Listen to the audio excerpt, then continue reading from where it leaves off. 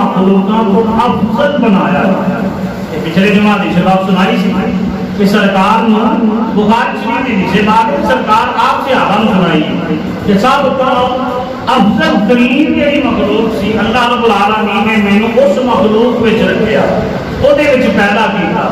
تے ہن جڑا کعبہ شریف ہے یہ مخلوق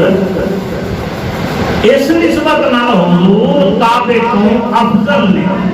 لیکن ایک نسبت میں کعبہ تو افضل ہے۔ وہ نسبت کیڑی ہے؟ وہ نسبت ہے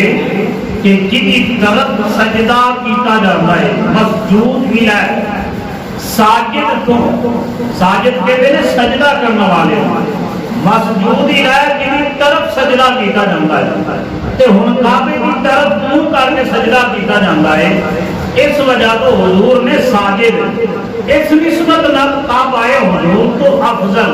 تے جدوں دوران عبادت حج کرتے ہوئے حضور دے دوارے چکر لاندے نے اس ویلے بھی کعبہ افضل، لیکن کعبے کا بھی کوئی کعبہ ہے، وہ کعبہ کیڑا ہے؟ وہ کعبہ میرے تے تواڈے لجپال آقا جناب حضرت محمد مصطفیٰ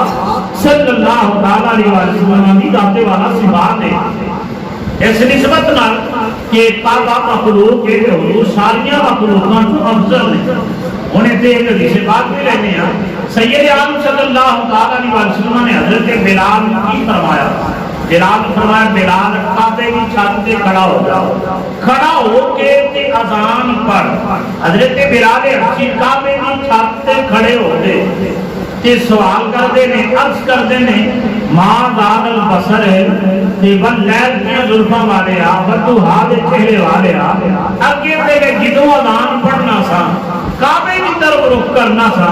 تے ہن مینوں کعبے کی چھت تے کھلار دیتا جے، کھڑیا کر دیتا جے،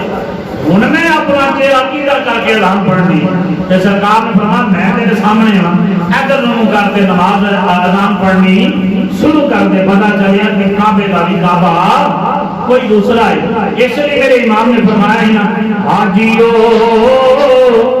آؤ شہنشاہ کا روزہ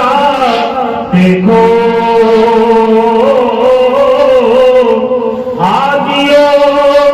آؤ شہنشاہ کا روزہ دیکھو،